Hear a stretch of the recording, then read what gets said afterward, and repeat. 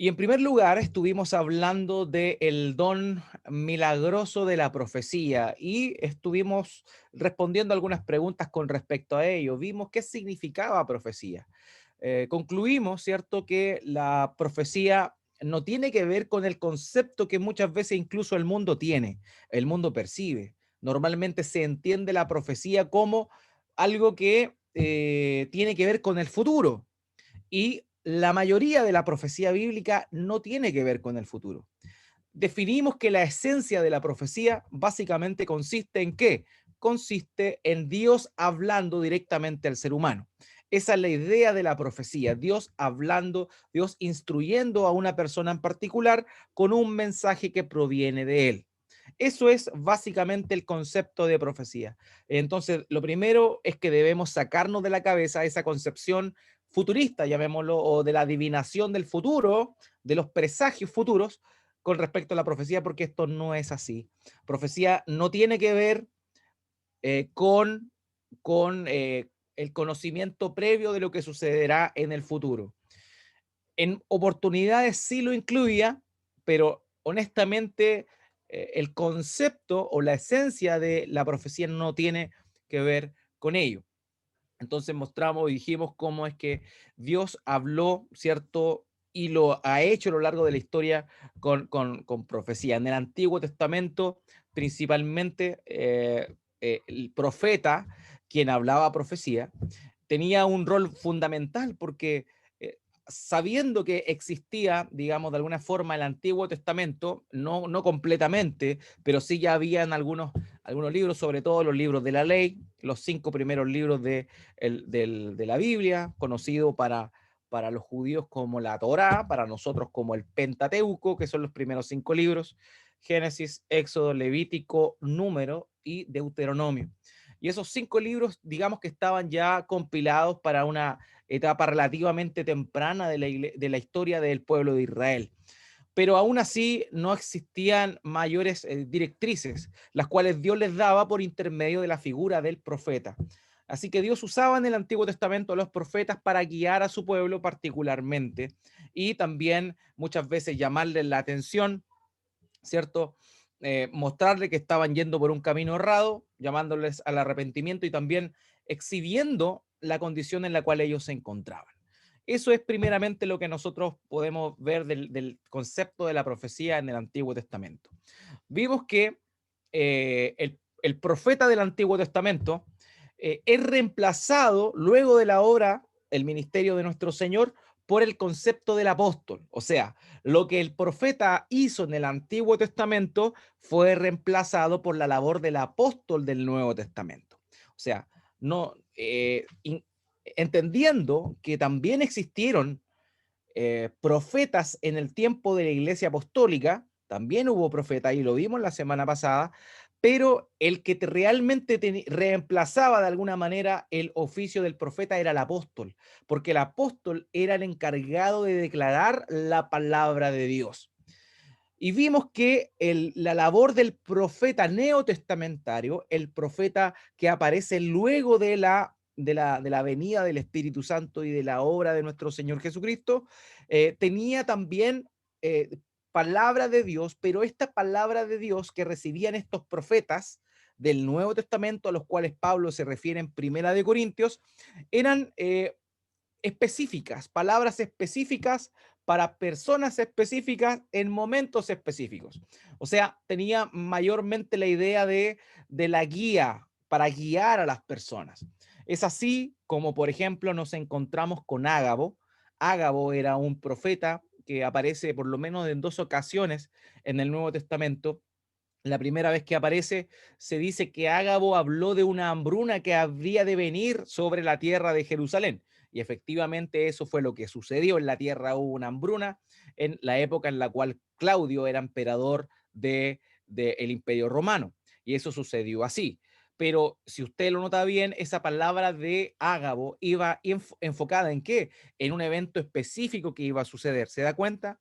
Entonces la labor del profeta que aparece en el Nuevo Testamento no es la misma labor que el profeta tenía en el Antiguo Testamento, de dar revelación y palabra de Dios en el sentido de palabra revelación nueva de parte de Dios. Era para guianza. Por eso se habla, por ejemplo, en Hechos capítulo 13, que existían dentro de la iglesia de Antioquía muchos profetas, entre los cuales se encontraban justamente Bernabé y el apóstol Pablo. El apóstol Pablo y Bernabé también eran profetas, pero profetas en el sentido del Nuevo Testamento, que daban guía. También se habla de Judas y Silas en el Nuevo Testamento, en Hechos particularmente, quienes eran profetas, y ellos cumplían una labor importante, la cual era la exhortación y la consolación. Y en ese sentido es que debemos entender la aparición del profeta del Nuevo Testamento, muy distinto al profeta del Antiguo Testamento. Ahora, también les comenté, y con esto estoy haciendo un pequeño resumen, obviamente les invito a que puedan revisar la enseñanza de la semana pasada, pero hablamos también de si era necesario el don de profeta, o sea, el llamado del profeta hoy. Y concluimos que en realidad hoy ya no hay profetas porque los profetas tuvieron un rol fundamental de cimiento, de fundamento de la nueva era del pueblo de Dios a través de la iglesia, ¿cierto? Los apóstoles y los profetas son el fundamento de la iglesia actual. De manera que Pablo en ningún momento mandó a Timoteo a levantar nuevos apóstoles o a levantar nuevos profetas. No, ¿por qué? Porque esa labor ya la habían cumplido ellos. De manera que no es hoy por hoy, ya no existen personas con el oficio de profeta. Así que cualquiera que se haga llamar profeta, honestamente, con respecto a lo que la Biblia enseña, está faltando a la verdad, está faltando a lo que la Biblia misma señala, y que también es respaldado por la historia, porque en la historia tampoco se ven hombres que se hicieron llamar a sí mismos profetas como tal. Hubo algunos casos como fue el caso de Montano, pero fueron muy aislados, muy aislados. Pero lo que la historia de la iglesia señala es que en realidad no hubo una sucesión apostólica o profética, sino lo que ocurrió fue una sucesión en el sentido de el único cargo que se estableció, que era el de pastores u obispos, otro nombre señalado, ¿cierto?, para los hermanos que se dedican a ese ministerio. Entonces, esa es la diferencia entre el profeta del Nuevo Testamento y el profeta del Antiguo Testamento. Respondimos a otra pregunta. ¿Existe la profecía hoy? Y la verdad es que si entendemos el concepto de la profecía neotestamentaria, que es para dirección personal y no para nueva revelación, nosotros podríamos decir que sí. Obviamente Dios podría, ¿por qué no?, dar una palabra o una profecía específica para alguien específico en un momento específico. Ahora bien, esa profecía de ninguna manera podría traer nueva revelación o sumar algo que la palabra de Dios, la Biblia, las escrituras no nos digan de manera previa. Entonces, ese es el cuidado que debemos tener. Uno podría recibir una palabra de Dios en ese aspecto y uno puede decir sí. ¿Por qué? Porque Jesucristo es el mismo ayer, hoy y por los siglos. Dios no cambia, Dios es inmutable, Él bien podría hacerlo. Ahora, no es tan común, obviamente, por eso es que nosotros nos guiamos por la palabra profética más segura, que es la palabra de Dios, que son las escrituras. Ahí nosotros nos vamos a la segura, está la voluntad de Dios declarada en ese lugar. Así que eso, queridos, es muy importante, es muy importante. ¿Puede Dios hablarnos por medio de una profecía hoy? Sí, sí lo puede hacer, pero tendríamos que entender claramente que ninguna profecía podría añadir nueva revelación, sino simplemente darnos consuelo, exhortación y también guiarnos, ¿cierto?, específicamente en algunas cosas. Eso es lo que quería dejar claro. Ahora, el Pablo habla en Primera de Corintios, capítulo 14, con respecto al uso desordenado que se hacía de las profecías en la iglesia de Corinto. Y él señala lo siguiente, él dice, profeticen en orden, ¿cierto? Profeticen uno primero, otro después, y los demás juzguen. Entonces, ¿qué pasó? Hay algunos hermanos que entienden que las profecías de los profetas de la iglesia apostólica eran falibles, o sea que podían equivocarse y por ese motivo era necesario que la iglesia estuviese atenta. ¿Y qué es lo que explicamos la semana pasada?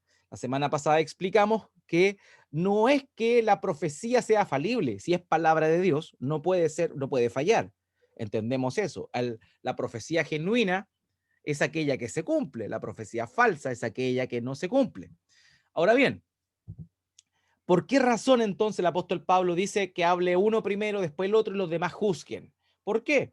Porque en ese tiempo ya y también hoy se han levantado muchas personas que han dicho tener profecía, que han dicho tener palabra de Dios. Entonces es necesario que el creyente con un discernimiento espiritual pueda, obviamente, analizar si lo que se está diciendo corresponde a una palabra de Dios o no. Entonces lo que se estaba cuestionando, conforme a lo que Pablo señala, que los demás juzguen la profecía, no era, no se estaba juzgando el mensaje de Dios, sino que se estaba juzgando si es que el profeta era, o la persona que estaba profetizando realmente estaba dando palabra de Dios, o podía ser un hermano que se las daba de espiritualoide, pero que era un mentiroso y que inventaba un mensaje de Dios. Entonces, por eso, el apóstol Pablo le dice a ustedes, estén atentos y juzguen. ¿Por qué? Porque hay falsa profecía.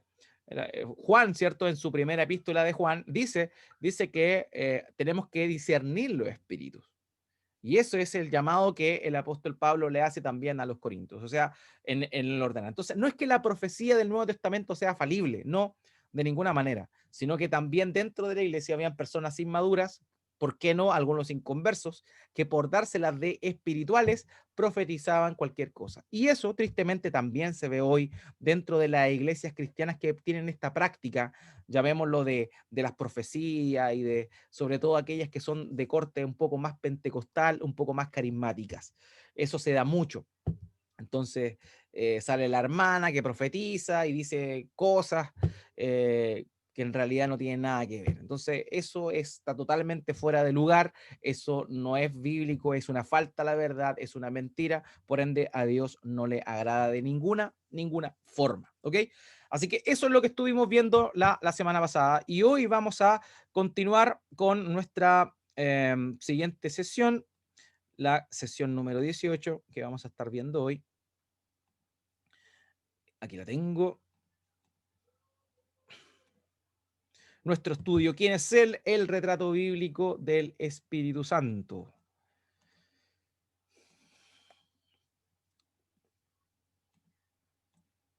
Muy bien. Entonces, el tema de hoy tiene que ver nuevamente con los dones milagrosos, pero vamos a estar hablando de los milagros, precisamente. Los milagros. Ya hablamos de la profecía, anteriormente ya habíamos hablado de las lenguas, pero también es necesario que podamos comprender este concepto que nosotros nos encontramos en la Escritura, tanto en el Antiguo Testamento como en el Nuevo Testamento, de lo que son precisamente los milagros. Entonces, esta sesión, la número 18, se llama El Espíritu Santo y los dones milagrosos, particularmente los milagros. Entonces, vamos a comenzar con esta primera pregunta. ¿Qué es un milagro? ¿Qué es un milagro? ¿Ya? ¿Qué es un milagro? La respuesta, el milagro es una obra sobrenatural, ¿cierto? Eso es la premisa más básica del concepto de milagro. Es una manifestación de Dios, una acción de Dios, una obra de Dios, pero que sale de lo normal, sale de lo común, sale de lo que es natural o de lo que es ordinario. ¿Cierto? Esa es como la idea de lo que es un milagro, ¿ok? Eso es básicamente cuando Dios obra, actúa de una manera poco común, no tradicional, no convencional, sino que evidentemente hay algo más sobrenatural en ello.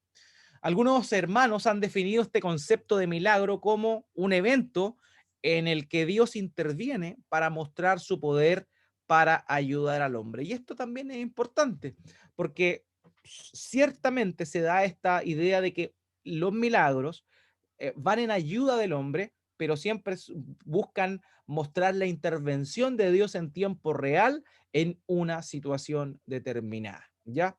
El milagro, según nos muestra la Biblia, es una suspensión temporal, en algunas ocasiones, no siempre, pero en algunas ocasiones el milagro podría ser entendido como una suspensión temporal de las leyes de la naturaleza. a fin de mostrar la obra sobrenatural del poder de Dios. ¿Ok? Eso es, por eso hablábamos de lo sobrenatural. ¿Por qué? Porque un milagro sale de lo ordinario, sale de lo común, ¿cierto? Hay muchas obras de parte de Dios. Dios obra de formas naturales. Por ejemplo, muchos de nosotros hemos estado enfermos y hemos recibido medicamento y nuestra salud se ha mejorado. Ahora, sabemos que obviamente el medicamento hizo su efecto, pero es Dios finalmente quien obra por intermedio de esos medicamentos. Dios dio la sabiduría, Dios dio la inteligencia para encontrar esa fórmula que genera que una enfermedad X pueda ser detenida y erradicada de nuestro sistema. De manera que ahí vemos una obra de Dios, pero una obra ordinaria, que no es tan espectacular, ¿cierto? Que no es, digamos, tan llamativa. Uno se toma uno le duele el estómago, toma Viadil y le deja de doler el estómago, ¿cierto? Eso es un medio ordinario, pero Dios también está obrando por medio de eso. Dios obró dando la inteligencia a los químicos para encontrar precisamente la fórmula correcta, ¿ok? Pero cuando hablamos de milagros estamos diciendo algo que estaba fuera de lo normal, fuera de lo cotidiano, que tenía una relación, digamos, un poco más sobrenatural. ¿Ya? Ahora, dentro de la Biblia, tanto del Antiguo Testamento como del Nuevo Testamento, los milagros también son conocidos con otras palabras. ¿Ok? Hay otras palabras que también se intercalan con el concepto de milagro, que significan básicamente lo mismo, pero que son sinónimos, llamémoslo así, para mostrar un evento sobrenatural de parte de Dios. Una de esas palabras son señales, otras son maravillas y otros son prodigios, ¿ok? O sea, cuando en la Biblia, en el Antiguo Testamento y en el Nuevo Testamento, escuchemos o leamos milagros, señales, maravillas y prodigios, nos estamos refiriendo a lo mismo, al mismo asunto, ¿ok? Eso es también relevante que lo comprendamos. Por ejemplo, en el Nuevo Testamento nos encontramos con esto, Mateo capítulo 11, versículo 21.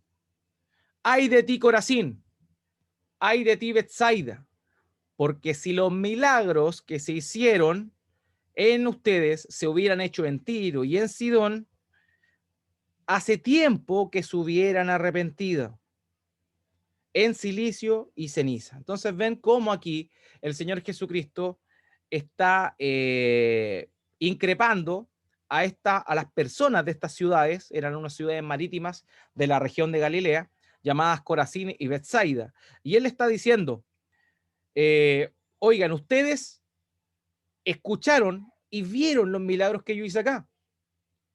Tiro y Sidón habían sido ciudades del pasado que habían sido destruidas por Dios. De manera que lo que el Señor le está diciendo, oye, si en Tiro y en Sidón si hubiesen visto las señales, los milagros que he hecho aquí, ellos se habrían arrepentido. ¿Ya? Esa es la idea. O sea, aquí el Señor Jesucristo está hablando aquí claramente de lo que es un milagro. En Hechos capítulo 8, versículo 13, vemos aquí también otra cosa. Y aún Simón mismo creyó. Aquí vemos la intervención de Felipe el evangelista con Simón el mago. Y aquí en Hechos 8:13 dice, y aún Simón mismo creyó, y después de bautizarse continuó con Felipe y estaba atónito al ver las señales y los grandes milagros que se hacían. Entonces aquí vemos cómo los apóstoles hacían también milagros, ¿ok? Entonces eso es lo primero. Hay tanto en el Antiguo Testamento como en el Nuevo Testamento aparece la idea de los milagros. Pero aquí viene un poco el entendimiento más acabado del concepto de los milagros. ¿Cuál es el propósito de los milagros de Dios, de las señales milagrosas? Y aquí tenemos que verlo desde dos perspectivas, ¿ok? Desde dos perspectivas. La primera perspectiva es la perspectiva de Dios, ¿cierto? Donde Dios muestra por medio de estos milagros, estas señales, estos prodigios, estas maravillas, muestra su gran poder y muestra su poder en el sentido de su poder infinito, creativo, para hacer cosas de la nada, y también en oportunidades muestra su poder sobre la creación. Y esto es increíble. Eso es, desde la perspectiva de Dios, el propósito de los milagros. Dar a conocer su poder. Eso es el propósito de Dios, llamémoslo así, en función a Él. ¿Ok? Eso es lo primero. Por ejemplo, vemos nosotros milagros creativos o señales creativas de Dios. El caso de la multiplicación de los panes y los peces que vemos en 2 episodios de la vida de Jesús. Primeramente, la alimentación de los 5.000 en tierra de Judá y la alimentación de los 4.000 en tierras gentiles dentro de las cercanías de la tierra judía. Ahora, en esas dos ocasiones, cuando alimenta a los 5.000 y cuando alimenta a los 4.000, nosotros encontramos algo tremendo, el poder creativo del Señor. Hermanos, estas personas, fueron alimentadas con peces que nunca estuvieron en el mar. Y eso es increíble. Esos pescados que ellos comieron, que se multiplicaron, porque, por ejemplo, en el caso de la alimentación de los 5.000, solamente eran cinco panes y 2 peces. Era lo único que había ahí. Pero dice el relato que cuando los apóstoles comenzaron a repartir, las cestas comenzaron a sobreabundar. Y eso es increíble. Y esos peces no existían. Y esos peces fueron siendo generados en medida que se iba repartiendo. Y esa es una señal milagrosa increíble de creación, donde peces que nunca estuvieron en el mar fueron consumidos por las personas que estaban ahí. Y también los panes se multiplicaron y saciaron a estas personas. Esos panes nunca fueron amasados por alguien, nunca alguien los amasó. Esa harina que estaba ahí en ese pan nunca fue, llamémosla, fue cosechada del trigo. No, simplemente Dios creó, el Señor Jesucristo, Dios, por intermedio del Señor Jesucristo, creó todo de la nada, llamémoslo así, y y mostró su poder creativo. ¿Ok? Pero también nosotros vemos cómo nuestro Señor particularmente y también como otros hombres que fueron utilizados por Dios para la realización de milagros, fueron usados para la suspensión de estas leyes de la naturaleza. ¿Ya? Por ejemplo, vamos a leerlo ahora, pero nos encontramos en la Biblia un caso en el cual hay un hacha que se cae a un río y el profeta Eliseo la hace flotar. Eso está en contra de las leyes de la física. ¿Por qué? Porque un trozo de hierro no puede flotar. No puede flotar. El peso se la lleva, evidentemente. Es más grande que la densidad del agua, de manera que se sumerge. Y también vemos nosotros otro caso donde se muestra a una asna hablando. ¿Pero cómo? ¿Acaso eso no es una figura? No, es una realidad. No podemos comprender o no podemos entender de alguna manera figurativa eso. Si es un hecho sobrenatural de parte de Dios, evidentemente sucedido. Así que vamos a estar viendo ahora algunos de estos pasajes para que lo comprendamos. Segundo de Reyes, capítulo 6, versículos 5 al 6. Pero sucedió que cuando uno de ellos estaba derribando un tronco, el hierro del hacha se le cayó al agua y gritó y dijo: ¡Ah, Señor mío! Era prestado. Entonces el hombre de Dios dijo: ¿dónde cayó? Y cuando le mostró el lugar, cortó un palo y lo echó allí e hizo flotar el hierro. Él no es que con el palo haya levantado el hierro desde la profundidad del agua, sino que lo que sucedió fue que flotó el hierro. Y eso evidentemente es una muestra del poder sobrenatural de Dios.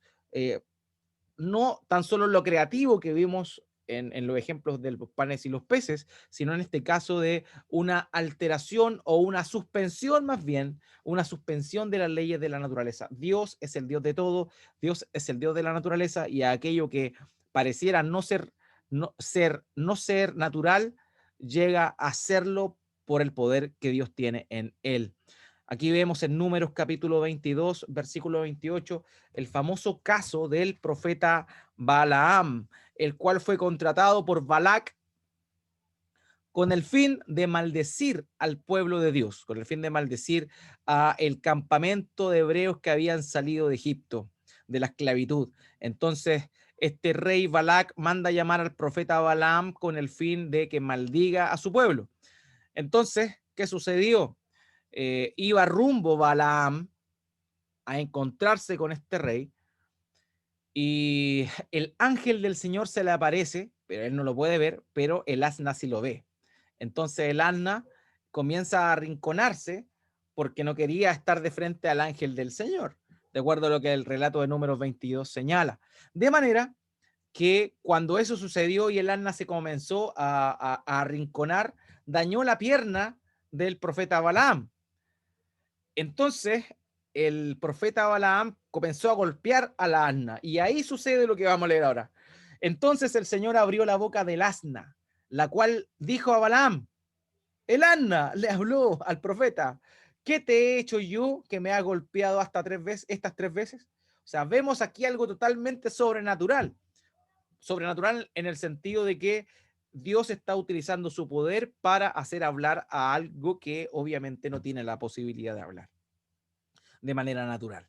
Entonces, desde la perspectiva de Dios, los milagros funcionan o tienen el propósito de mostrar su gran poder, primeramente su poder creativo de traer cosas que no existen a hacer y también su poder y su dominio sobre la creación.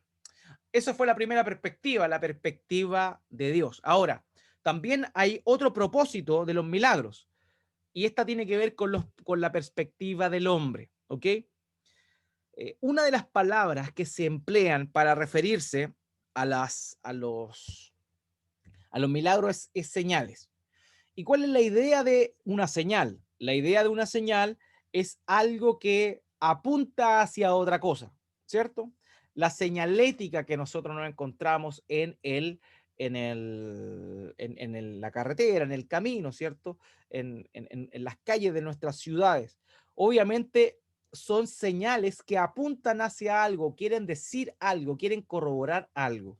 Si usted ve un triángulo invertido con fondo blanco y un borde rojo, usted interpreta, ¿cierto?, que esa señal lo que quiere hacer es mostrarle que usted tiene que dejar pasar a los vehículos que vienen en contrasentido, llamémoslo así, ¿cierto? De forma perpendicular.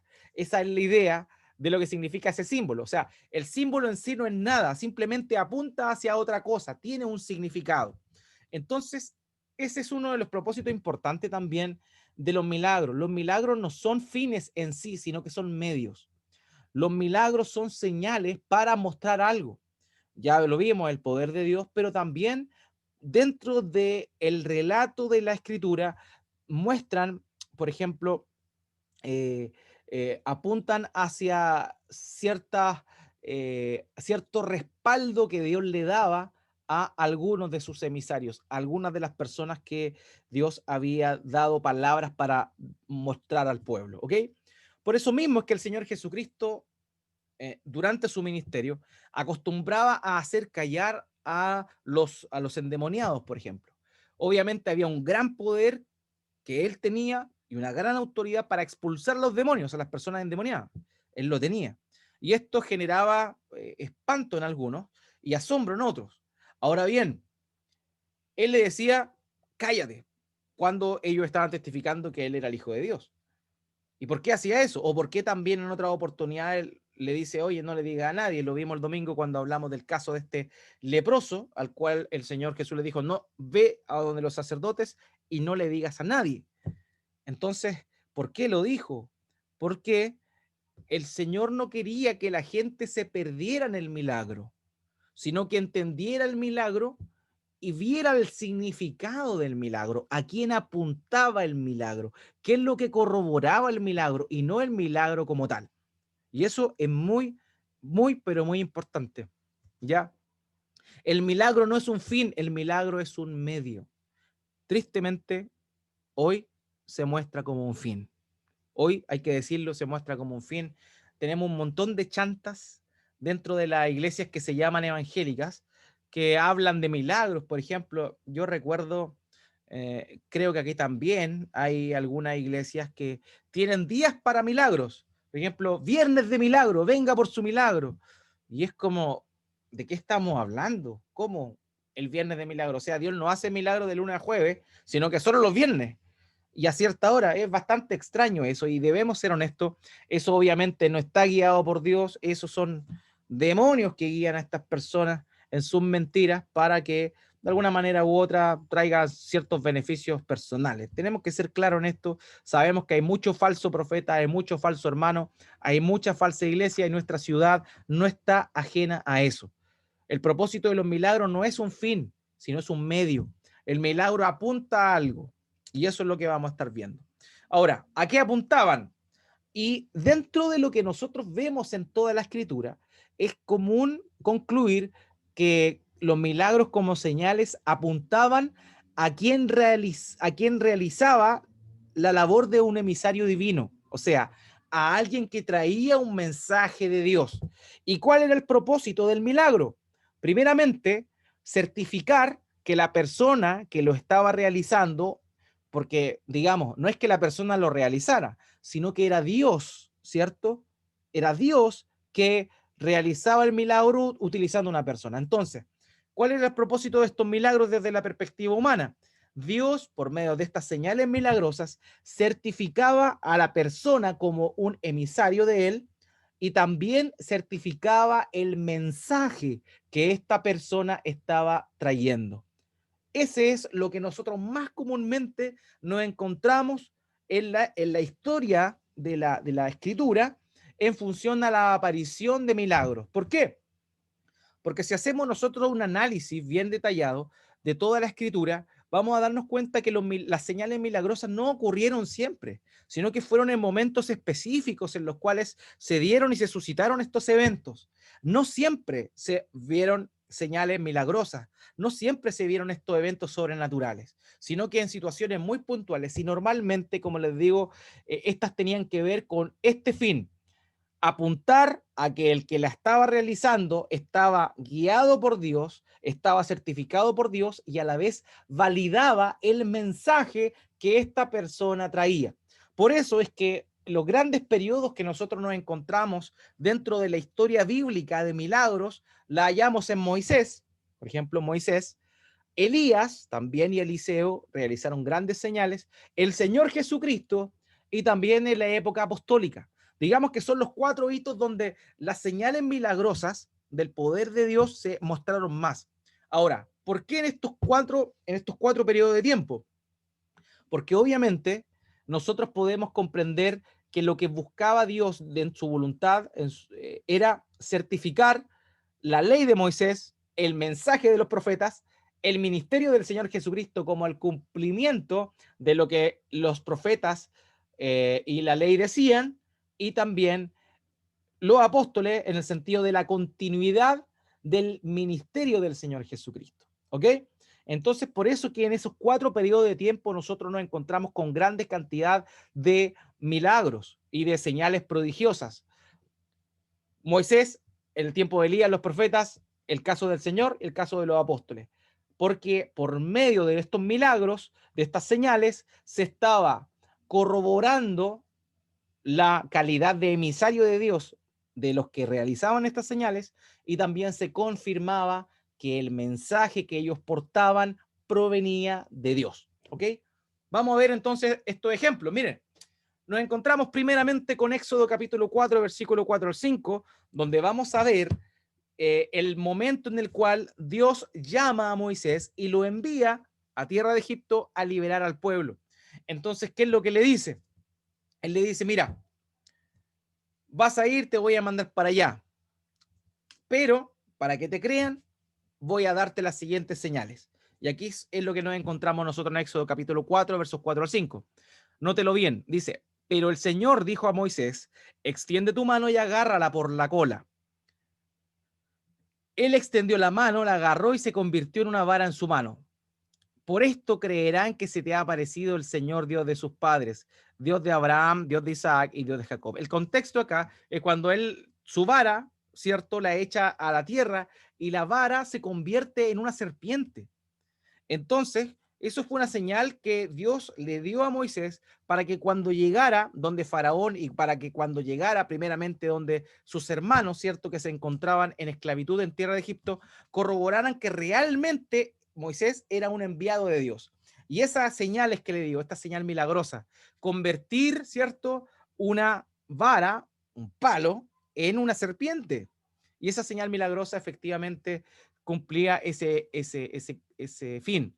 Y ahí, en Éxodo capítulo 4, versículo 31, vemos nosotros que ya pasaron varios versículos donde se muestra que justamente Moisés hizo eso. Y note lo que dice Éxodo 4:31. Y el pueblo creyó, y al oír que el Señor había visitado a los israelitas y había visto su aflicción, se postraron y adoraron. Entonces, la señal no era para que la gente dijera, oh, Moisés sigue convirtiendo todos los palos en serpientes. No, porque el propósito del milagro era apuntar a qué? Era apuntar que él era un enviado de Dios y que el mensaje que traía era también directamente de Dios. Por eso es que vemos estos periodos que les he mencionado de grandes señales y milagros para certificar el mensaje que traían los hombres y también certificar a los hombres que provenían de parte de Dios. Aquí vemos el otro caso, Primero de Reyes 17, 23 y 24. Aquí vemos a Elías, ¿ya? A Elías, él llega a un lugar, a la casa de una viuda que tenía un hijo solamente, un único hijo. Entonces, en un momento determinado, Elías vivía con ellos y el niño murió. Le dio una enfermedad muy súbita ante la cual el niño murió. Y aquí en Primero de Reyes, capítulo 17, versículos 23 al 24, se muestra qué fue lo que sucedió. Dice, y Elías tomó al niño, lo bajó de la cámara alta a la casa y se lo dio a su madre. Y Elías dijo, mira, tu hijo vive. Entonces la mujer dijo a Elías, ahora conozco que tú eres hombre de Dios y que la palabra del Señor en tu boca es verdad. ¿Se da cuenta? ¿Qué pasó? El niño murió, Elías subió, Elías resucitó al niño y lo trajo delante de su mamá. Y cuando la mamá vio que el niño había resucitado, había vuelto de la muerte, entonces la mujer dijo, ahora conozco que tú eres hombre de Dios. ¿Se da cuenta? Se está certificando a la persona y que la palabra del Señor en tu boca es verdad. Se está certificando el mensaje. Lo mismo que sucedió con Moisés. ¿Ya? Aquí lo vemos un capítulo después, en Primero de Reyes, capítulo 18, versos 36 al 38, ¿ya? Cuando él se enfrenta a los profetas de Baal, ¿cierto? Él generó un desafío a los profetas de Baal. Baal era un dios pagano, un dios falso que tenían los pueblos paganos, pero que el rey Acab y su esposa Jezabel habían hecho parte de su devoción y de la devoción del pueblo. Entonces Elías, como profeta de Dios, desafió a estos profetas de Baal, de un dios falso. Entonces, el desafío era el siguiente. Ambos tenían que sacrificar bueyes y el sacrificio que se prendiera fuego primero era aquel que correspondía al verdadero Dios. Los profetas de Baal hicieron un montón de cosas, gritaban, toda la parafernalia que los profetas de Baal hacían, se cortaron hasta los brazos, derramando su sangre, y aún así no pasaba nada. Elías se burló de ellos, y antes de que él comenzara a pedir al Señor, él echa agua sobre su sacrificio, y está lo que vamos a leer a continuación. Y a la hora de ofrecerse el sacrificio de la tarde, el profeta Elías se acercó y dijo, noten bien lo que ora Elías, oh Señor Dios de Abraham, de Isaac y de Israel, que se sepa que hoy que tú eres Dios en Israel y que yo soy tu siervo y que he hecho todas estas cosas por palabra tuya. ¿Se da cuenta? ¿Qué, qué es lo que Elías quiere que se sepa? Que se sepa que Él es Dios, que Dios es Dios, que se sepa que Él es un siervo de Dios y que las cosas que Él está haciendo tienen que ver con un mensaje directamente de Dios. Y aquí ahora continúa el profeta diciendo, respóndeme, oh Señor, respóndeme para que este pueblo sepa que tú, oh Señor, eres Dios y que has hecho volver sus corazones. Entonces cayó el fuego del Señor y consumió el holocausto, la leña, las piedras y el polvo, y se secó el agua de la zanja. Entonces, lo que sucedió acá fue lo mismo que vimos en el caso anterior. Se corrobora con el milagro, con la señal. ¿Se corrobora qué? Se corrobora a la persona enviada y el mensaje que trae. ¿Ya? Lo mismo sucedió con el Señor Jesucristo. Juan capítulo 3, versículo 2. Nicodemo, un fariseo, un fariseo se acerca de noche a oscuras, oculto de los demás fariseos, a hablar con el Señor. Él tenía una inquietud en su corazón y habla de Nicodemo en este caso y de su intervención con el Señor. Juan 3:2 dice, este vino a Jesús de noche y le dijo, Rabí, sabemos que has venido de Dios como maestro, porque nadie puede hacer las señales que tú haces si Dios no está con él. ¿Se da cuenta? Entonces, la misma idea, las señales milagrosas, amados hermanos, tienen un solo propósito, habitualmente, ¿ya? Habitualmente, o lo que nosotros podemos contemplar en la escritura de forma clara. Y este propósito era certificar al emisario, al mensajero, y también certificar a quién, el mensaje que éste traía. Por eso Nicodemo dice, sabemos que has venido de Dios, porque nadie puede hacer las señales que tú haces si Dios no está con él. Entonces, las señales que Jesús hacía, en este caso en Juan, él ya había multiplicado el vino. ¿Se acuerdan ese momento en el cual en una boda en la ciudad de Caná de Galilea, él multiplica el vino? Y ya había sucedido ese milagro, por ejemplo. Entonces, Rabí le dice Nicodemo, sabemos que viniste como maestro porque nadie puede hacer las señales que tú haces si Dios no está con él. Entonces, lo normal es comprender que las señales milagrosas, los milagros, tienen este fin, confirmar al que lo está haciendo y confirmar su mensaje. Hebreos capítulo 2, versículos 3 al 4, el escritor de Hebreos dice, ¿cómo escaparemos nosotros si descuidamos una salvación tan grande? La cual, después que fue anunciada primeramente por medio del Señor, no fue confirmada por los que oyeron. ¿Quiénes son los que lo oyeron? Los apóstoles. Dios testificó junto con ellos, los apóstoles, tanto por señales como por prodigios y por diversos milagros y dones repartidos del Espíritu Santo según su voluntad. ¿Se da cuenta? Dice, ¿cómo vamos a descuidar una salvación tan grande? El mensaje que ellos traían de salvación, ¿cierto? Entonces está diciendo que los milagros, las señales que se dieron lugar en ese momento, tuvieron el fin de poder certificar que evidentemente lo que ellos estaban trayendo era un mensaje de Dios y que ellos venían de Dios. Robert Saucy, un teólogo, señala lo siguiente. Él dice, el propósito principal de los milagros era hacer señales de autentificación, hacer que la gente pusiera sus ojos en Dios, en sus mensajeros o portavoces, y en el mensaje que estos traían, que era palabra de Dios. Yo comparto plenamente lo que Robert Saucy señala en esta oportunidad. ¿Ok? Entonces, eso es lo importante. Dijimos que el milagro o las señales milagrosas tenían el propósito de certificar a todo aquel que traía palabra de Dios, certificar lo que traía, el mensaje que traía y también certificar a su persona, ya que Dios estaba con él. Ahora, eso nos lleva a la siguiente pregunta, porque si tenemos eso por definición, es necesario poder también responder esto otro. Todo el que enseñó la palabra o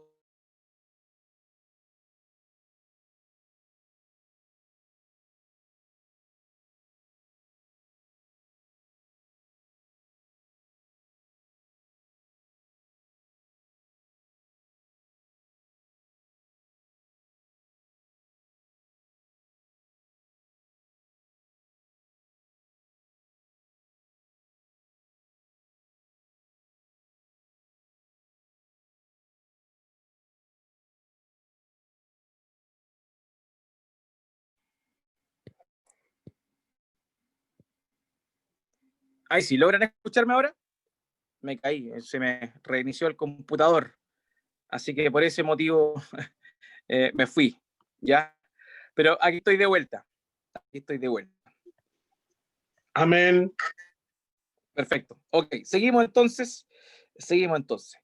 Entonces, la pregunta tenía que ver básicamente con esta. ¿Todo aquel que habla palabra de Dios tiene o está acompañado de señales milagrosas? Y la respuesta, hermanos míos, es que no. Esto no es así. No todas las personas no todas las personas que hablan la palabra de Dios están autenticadas con ello. Están autenticadas con las señales milagrosas. ¿Por qué motivo? ¿Por qué razón? Y esa razón es que normalmente no bastaba solamente con hablar la palabra de Dios. De hecho, en toda la historia se habla la palabra de Dios, pero normalmente el mensaje profético era aquel que estaba acompañado de las señales milagrosas, ¿ok? Cuando había un contenido profético, era cuando se daba precisamente estas manifestaciones milagrosas. Eso es lo que nosotros podemos saber con certeza. De manera que por ese motivo, hoy por hoy, nosotros no vemos que todos los que predican la palabra de Dios son acompañados de señales, ¿cierto? No todos los que predican la palabra de Dios son acompañados con señales. ¿Por qué? Porque estas tenían que ver no tan solo con alguien que habla la palabra de Dios, sino también con alguien que tiene un mensaje profético. Y ahí recordemos que tenemos que comprender que el concepto de profecía tiene relación a qué? Tiene relación a traer palabra o revelación directa de Dios. O sea, cuando venía alguien con revelación directa de Dios, en el caso de Moisés, por ejemplo, o en el caso de Elías o Eliseo, o en el caso del Señor Jesucristo y los apóstoles, se corroboraba por medio de señales milagrosas. Y nos vamos a encontrar nosotros también en el Nuevo Testamento con dos casos particulares de hermanos que también realizaron milagros, pero que no eran apóstoles, por ejemplo, que son el caso de Esteban y el caso de Felipe el Evangelista. ¿Se acuerdan de esos dos casos? En ambos casos nos encontramos con hombres que no son apóstoles, pero que son acompañados con señales. Ellos dos fueron diáconos, de esos 7 que acompañaron a el ministerio de los apóstoles sirviendo las mesas de las viudas. Ellos, ¿ya? Y estas personas tenían eso, manifestaron esas señales milagrosas. Esteban realizó señales milagrosas, Felipe realizó señales milagrosas, y estas fueron con el fin de corroborar que lo que ellos traían en la revelación de Dios. Basta conocer o leer el testimonio de Esteban, ¿cierto? Y particularmente la predicación que Esteban realizó para notar aquello, ¿ok? Así que eso es muy importante que lo podamos comprender a cabalidad. No todo el que enseñó la palabra de Dios fue autenticado o autentificado con señales milagrosas. Solo aquellos que enseñaban la palabra de Dios, sino que además de enseñar la palabra de Dios, tenían un ministerio profético, ¿ya? Profético. Por eso es que hoy, por ejemplo, muchos enseñamos la palabra de Dios, pero no hay milagros. No hay milagros. ¿Por qué? Porque no traemos una revelación nueva, estamos anunciando lo que ya fue anunciado, de manera que como ese mensaje fue autenticado, no hay necesidad alguna de que Dios pueda, de forma común, llamémoslo, o periódica, corroborar o certificar el mensaje que nosotros estamos predicando. ¿Ok? Entonces, eh, en la Biblia nos encontramos con muchos maestros de la palabra que no fueron usados para hacer señales milagrosas. Por ejemplo, Juan el Bautista, el mismo Señor Jesucristo dijo, no hay profeta mayor que Juan el Bautista. Eso significa que Juan el Bautista fue superior a Elías, fue superior a Eliseo, y ambos realizaron milagros. Fue superior a Moisés, quien fue profeta también. Todos ellos realizaron milagros, pero el Señor dice, no, Juan el Bautista fue superior. Pero si vemos el ministerio de Juan el Bautista, no hubo ningún milagro. ¿Por qué? Porque el ministerio de Juan Bautista simplemente fue anunciar de antemano a aquel que habría de venir. Él no tuvo una revelación nueva, sino que él repetía lo que Dios le había mostrado por intermedio del profeta Isaías. ¿Ok? Entonces, hubo maestros que no fueron usados con señales milagrosas, pero también hubieron profetas que tampoco fueron certificados con señales milagrosas. Eso también lo vemos nosotros en la escritura y es muy importante señalarlo. Hay muchos profetas, como les mencioné, entre ellos el mismísimo Juan el Bautista, el cual no tuvo de ninguna forma manifestaciones milagrosas dentro de su ministerio. ¿Ya? Ahora, como les comenté hace un rato, normalmente las señales milagrosas en el contexto, se daban en el contexto de inauguraciones cuando se inauguró el cumplimiento del pacto que Dios hizo con Abraham en el tiempo de Moisés, hubo señales, no tan solo la mano de Moisés se llenó de lepra al ponerla en su pecho, sino que además de eso también sucedió que la vara que acabamos de leer, también se abrió el Mar Rojo, en el tiempo de Josué también se abrió el río Jordán, y así muchos actos milagrosos, la destrucción de Jericó, siempre esos actos milagrosos dados por Dios tenían que ver con un periodo inaugural, llamémoslo así, pero eso no significa que exclusivamente esto sea así, y eso es muy importante que lo definamos, ¿ok? No significa que exclusivamente. Es muy común encontrarlo, obviamente, en la Biblia, que corresponda a esos periodos, pero también hay periodos en los cuales Dios ha obrado de una manera milagrosa sin que haya, digamos, de alguna forma, un mensaje nuevo que mostrar, ¿ok? Así que eso es muy importante. Entonces, los dones milagrosos tenían comúnmente la responsabilidad de autentificar el mensajero, el mensaje nuevo de la revelación que Dios estaba trayendo al pueblo. Pero no siempre esto fue así. Eso es lo que tenemos que señalar nosotros primeramente. Ahora vamos a ir a la pregunta número 4. La pregunta número 4 también es una pregunta importante, importantísima. Denme un segundito, ya está terminando de reiniciar el computador para poder mostrársela en pantalla. Denme un segundito solamente.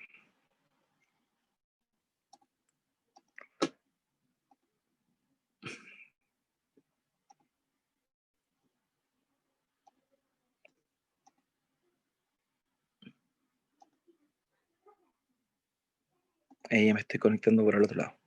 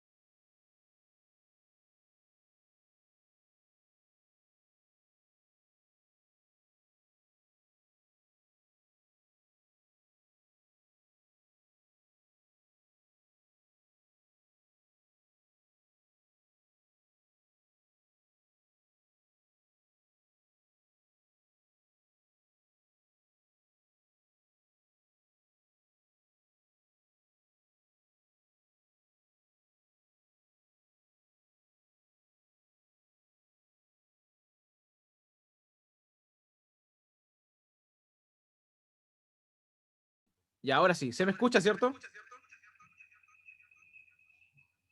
Perfecto. Sí, a mí sí. Perfecto, muchas gracias. Ok, ahí está, pude rescatar el computador que ahora se me está reiniciando solo cada rato. Ya, entonces vamos con esta pregunta que sería la última, que también es importante que la podamos responder. La pregunta número 4 dice, ¿son posibles los milagros hoy habiendo entendido el propósito principal de esto? De que eran para corroborar el mensaje, normalmente esto era inaugural, una época inaugural, y también para corroborar al mensajero y también corroborar el mensaje. Y la respuesta, más o menos, es que sí, ¿ya? Por supuesto que sí. Obviamente no son usuales los milagros hoy, entendiendo, ¿cierto?, la manifestación ordinaria en la historia del ser humano. Sin embargo, nosotros no podemos limitar a Dios. Sabemos que los milagros no son tan comunes hoy por hoy. No son tan comunes, pero sí son posibles. ¿Por qué? Porque Dios es el mismo ayer, hoy y por los siglos. Dios no cambia. Y si Dios no cambia, eso implica obviamente que honestamente Dios puede hacer lo que quiere y nadie puede coartar su deseo de hacer lo que Él quiere, ¿ya? Eso es muy importante. Nosotros no podemos limitar a Dios. Dios hace lo que quiere y cuando quiere conforme a su voluntad.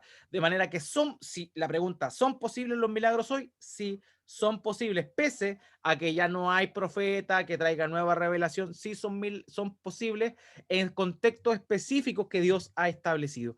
Y vamos a estar revisando acá algunos ejemplos en la historia de la iglesia que correspondieron a periodos posteriores.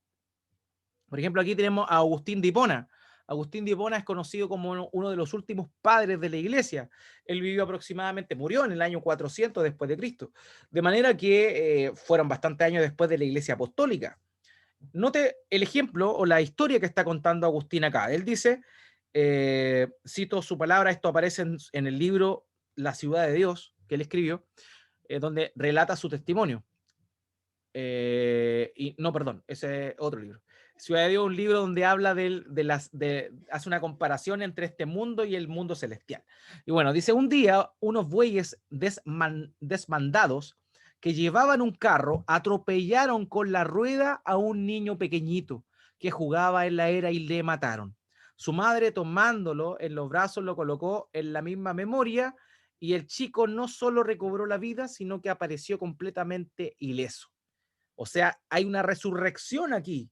Hay una resurrección en el tiempo de Agustín de Hipona. Aquí tenemos otro caso que Agustín de Hipona señala. El milagro se obró en Milán, Italia, estando yo allí. Un ciego recobró la vista y esto llegó a conocimiento de muchos. Agustín de Hipona, año 400 después de Cristo. También cuenta la historia de Inocencia. Dice, en Cartago mismo, una mujer muy piadosa, distinguida dama de la ciudad, tenía en el pecho un cáncer, una enfermedad, según la ciencia médica, incurable. La mujer se encomendó a Dios en oración. Próxima ya a la Pascua, fue advertida en sueños que la primera mujer que, que topase en la parte que mira al bautisterio le hiciese la señal de la cruz sobre el miembro herido, hízolo y al instante recobró la salud. Esto lo está registrando Agustín de Hipona en el año 400. O sea, vemos que hay cosas milagrosas ahí. Esta mujer fue sana milagrosamente. Y también señala esto, algo similar se puede constatar en varios grupos puritanos y pietistas. Esto no fue Agustín de Hipona, por si acaso. Aquí me equivoqué en la cita. Esto aparece en un texto histórico. Algo similar se puede constatar en varios grupos puritanos y pietistas de la época. Un sanador destacado fue Valentín Greatrix, que vivió entre el año 1629 y el año 1683, quien sanó a muchas personas en Irlanda e Inglaterra entre el 1662 y el 1666 mediante la imposición de manos y la oración. En Norteamérica, los hermanos o la iglesia Dunker, fundada por Alejandro Mack, practicaron la sanidad divina. Estos pietistas alemanes que se instalaron en Pensilvania a principios del siglo XVIII practicaban la unción de los enfermos con aceite conforme a Santiago capítulo 5, versos 14 al 15. Entonces vemos acá, no, como les comenté, no fue Agustín de Hipona, sino más bien es Pablo Deiros, un historiador que relata este evento. De manera que hay muchos más, no tenía sentido ponérselos todos, simplemente quería contarle algunos, pero la respuesta es, ¿Dios puede seguir obrando milagros hoy? Sí, lo puede hacer conforme a su voluntad. Lo normal, lo habitual era que lo hiciera en momentos específicos como los mencionados en la Biblia. En el tiempo de Moisés, en el tiempo de los profetas, en el tiempo del ministerio del Señor Jesucristo y en la continuidad del ministerio del Señor a través de los apóstoles. Esas son las 4 eras en las cuales los milagros eran muy comunes. Pero eso no significa que los milagros cesaron ahí simplemente y que hoy día no podamos ver milagros. Estos pueden suceder. Ahora, ¿cuál es el punto acá? Los milagros no están sujetos a las personas, sino que los milagros están sujetos a la voluntad de Dios. Aquí nadie puede decir yo soy un sanador, tráiganme a un enfermo, como muchos, entre comillas, pastores señalan que hacen jornadas de sanidades, de milagros. Me acuerdo, Catch Luna tenía un programa, unas giras que se llamaban Noches de Milagro, en las cuales iban personas, ¿cierto? Y sanaba, bueno. Y la pregunta que uno siempre se hace, si él realmente tuviera el poder de sanar, ¿por qué no va a los hospitales donde están las personas que tienen gran necesidad? ¿Por qué? Porque obviamente no tiene el don. ¿Por qué? Porque el don de sanidad no está sujeto a la persona, sino que está sujeto a la voluntad de Dios. Entonces, no es que alguien sea un sanador, de ninguna forma. Nadie puede atribuirse eso. El único sanador es Dios. Es Dios. El poder de Dios es el que sana y no lo que el hombre quiera manifestar o pretende decir. Así que Dios puede obrar por milagros, sí, no es común que eso ocurra, pero no porque sea poco común, perdón, no va a ocurrir. Confiamos en Dios, esperamos en Él, nos sujetamos a su voluntad, Él nos sorprende cuando quiere y donde quiere. Entonces, primeramente no tenemos que tomar una postura de creer que todo proviene de Dios, porque no, hay muchos espíritus engañadores, pero por otro lado también es una realidad de que eh, no podemos caer en el otro extremo de decir, bueno, Dios ya no hace ningún milagro hoy, porque sí los hace. Y nosotros obviamente hemos visto más de algunos en alguna oportunidad. Así que, hermano mío, eso era lo que tenía preparado para esta tarde en función precisamente a este tema de los milagros. ¿Alguna duda?